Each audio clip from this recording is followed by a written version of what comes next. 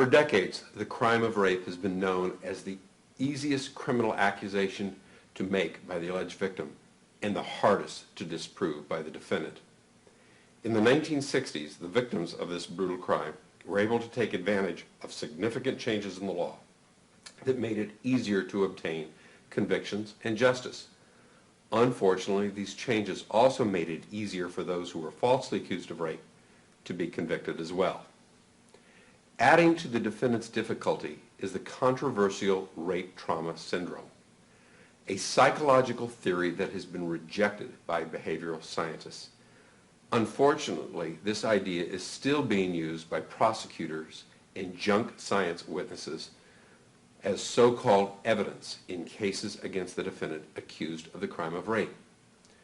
A series of biased laws are making it easier to obtain convictions. First, jury instructions are the law that is read to the courts.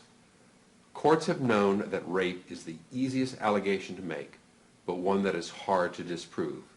In fact, the biggest threat of being falsely accused of a crime was that of being accused of rape, until child molestation became a significant national issue, flooding the legal system with those types of cases.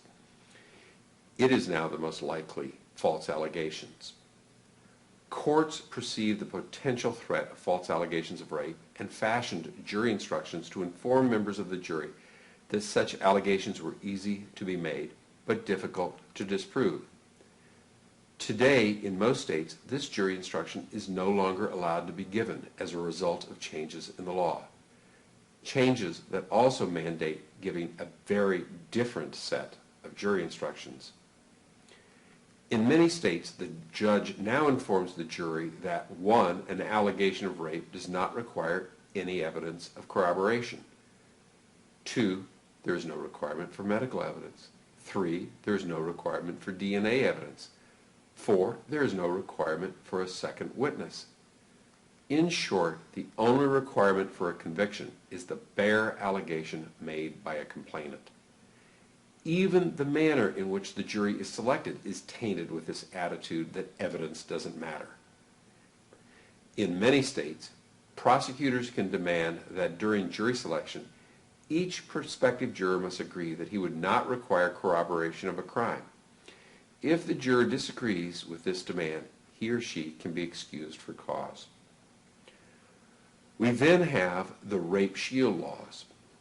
By the way, consensual sex is still legal. Being able to prove consent, however, becomes much more difficult for the defendant. For example, if a man meets a woman at a bar and has sex with her that night, and later she claims she was raped, the man used to be able to introduce evidence to help establish a pattern of consensual sex on the part of the woman.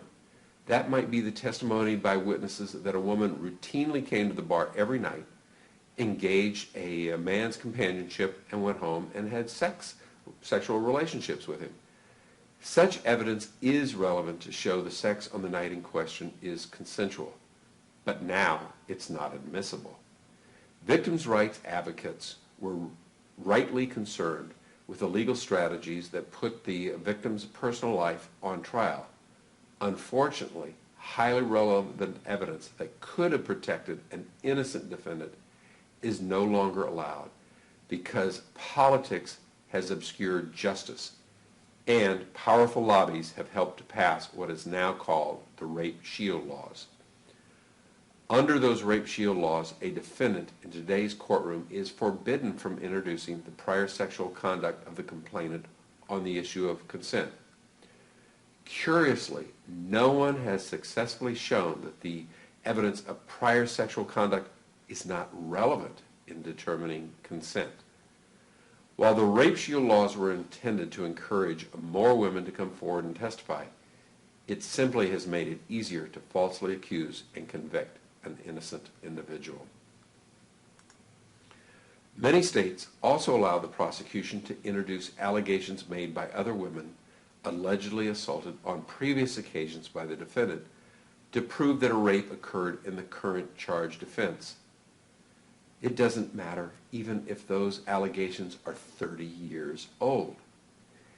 In these circumstances, no corroborating evidence is required to introduce these old allegations.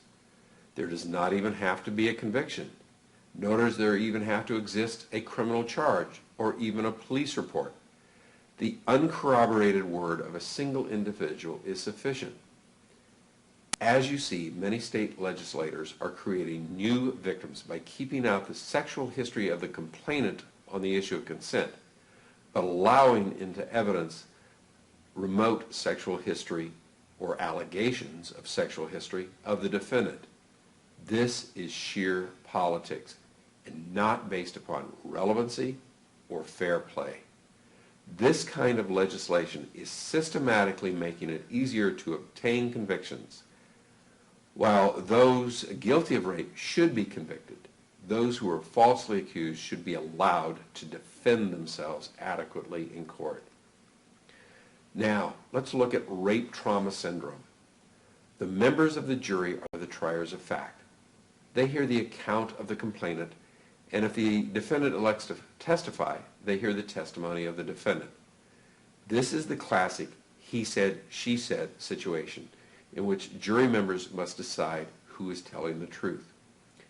In an attempt to provide greater credibility to the complainant and thereby tip the scales of justice in favor of conviction, Ann Burgess and Lynn Holstrom wrote a psychological description of what they called the rape trauma syndrome.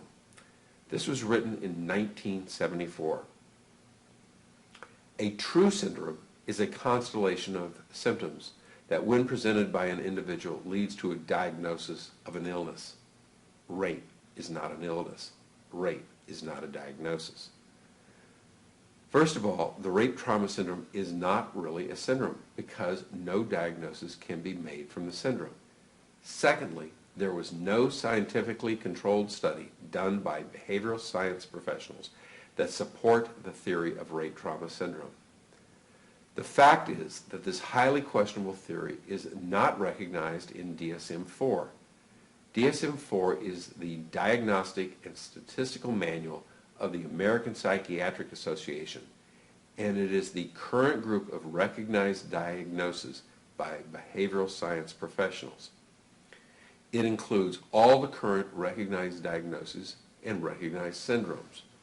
Rape trauma syndrome is not in the DSM-IV because it was rejected by the behavioral science community, psychiatrists, psychologists, clinical social workers, and others. One reason rape trauma syndrome is unscientific is that Burgess and Holstrom assumed that any allegation of rape was true, and on that foundation devised an explanation for whatever the alleged victim might say or do. It seems their rape trauma explanation does not constitute a description of symptoms of an illness, but rather a way of manipulating evidence in favor of the complainant. For example, if a woman recants her story and admits that she was not raped and that she lied, the prosecution can put on a supposed rape trauma expert on the stand to testify that this behavior of recanting is consistent with being raped. The implication is that the original rape story should be believed and the admission of lying should not. This demonstrates why we refer to rape trauma syndrome as a confirmatory bias-based description. Believe the woman if she says she was raped, don't believe her if she says she was not raped. What is meant is that the syndrome demonstrates a built-in bias towards confirming that rape happened. In a process like this, all symptoms lead to the conclusion that it happens, and this is consistent with a prosecution expert using a confirmatory bias model. Our office has never witnessed a so-called rape trauma expert testify that the complainant's behavior is also consistent with false allegations of rape. This is true even though it is widely known and accepted by legitimate researchers in the behavioral sciences. Other descriptions found in the rape trauma syndrome explain that if a woman immediately reports such action, that is consistent with the typical reaction of a rape victim. Curiously, This same so-called syndrome explains that if a woman waits for years to report, that is also consistent with the typical reaction of a rape victim. The rape trauma syndrome folks also explain that if a woman is flirtatious, such behavior is consistent with the typical reaction of a rape victim. But if the woman is withdrawn and not flirtatious, that too is consistent with the typical reaction of a rape victim. Should the woman cry when testifying? That's consistent with the reaction of a rape victim. But if the woman doesn't cry, that is also consistent with the typical reaction of a rape victim. The list of descriptions covers almost every conceivable human behavior that a human being might have over the course of a lifetime. As you can see, this makes any behavioral evidence support the charge of an alleged victim. Burgess and Holstrom's assumption that all allegations are true is not only unscientific, it is dangerous. Such thinking is also contrary to the U.S. constitutional principle that a person is innocent until proven guilty beyond a reasonable doubt. Rape trauma syndrome is not science, but unfortunately the courts in many states have given it legitimacy by allowing the testimony of supposed experts to be heard and by allowing the prosecution to misuse the word syndrome. Can you imagine the reaction if we went in with fake rape trauma syndrome? They would laugh. This pseudoscience makes it easier to mislead the jury in order to obtain convictions, not just of those who are guilty, but those that are falsely accused as well. Let's talk for a minute about defenses. When an individual is falsely accused of rape, the defenses fall into three basic categories. Number one, the defendant did not have sex with the complainant. This means either that the complainant was lying about having sex or the complainant has misidentified her assailant. Two, the defendant had sex with the complainant, but the sex was actually consensual.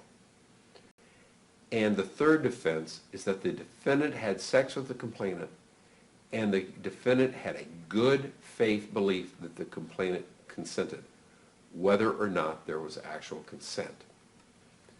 Because the crime of rape has become a political hot-button issue, many state legislatures have passed laws that make it more difficult for anyone falsely accused of rape to introduce evidence on any of these three defenses.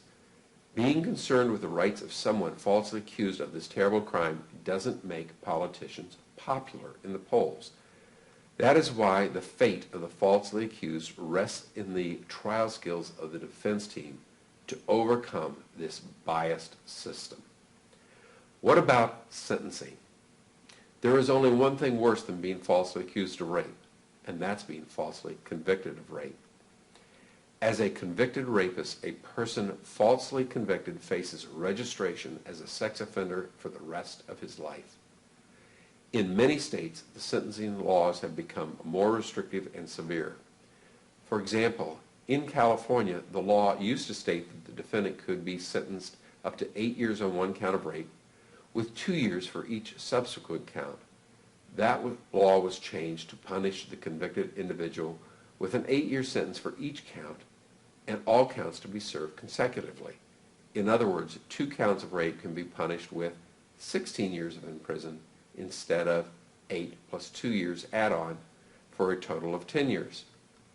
More disturbing is the prosecutor's ability to turn a single alleged rape into numerous counts because different sexual acts allegedly occurred during one encounter, which now can be filed as separate crimes. For example, the falsely convicted can be sentenced to 8 years for intercourse, 8 years for rape with a foreign object, in other words, finger insertion, 8 years for sodomy, if the jury finds the defendant guilty. If the complainant alleges that the accused stopped the rape and then a few seconds later started over, each new act becomes an additional count. Extreme sentences of over 30 years up to hundreds of years have become commonplace as a result of this charging scheme. Finally, someone convicted of this crime was once given a 50% credit, half off of his sentence, for good behavior and doing his job in prison. Many states have now reduced credits for good behavior and work time, and California now gives only 15% credit. Think about that. That's the equivalent of increasing actual sentences by 70% just by changing the method by which good time, work time credit is calculated. Well, where does this leave us? Because of the nature of the crime and the victims who felt that they had not obtained justice, the rape complainant has an army of lobbyists pressuring different state legislatures to pass laws that favor the alleged victim at the expense of the defendant's right to defend himself. Those who are falsely accused rarely have representation when new laws are being proposed. Even if the falsely accused do have a few lay spokesmen attempting to educate their state legislator, the typical politician does not want to become involved on such an explosive issue. There are few people in office willing to risk a political career for a few people who have been falsely accused of rape. The only way to overcome judicial and legal inequity is through a thorough professional investigation and with evidence presented by a highly skilled defense team. It is a matter of educating the jurors so that they can make an informed decision about what is and what is not a true allegation of rape.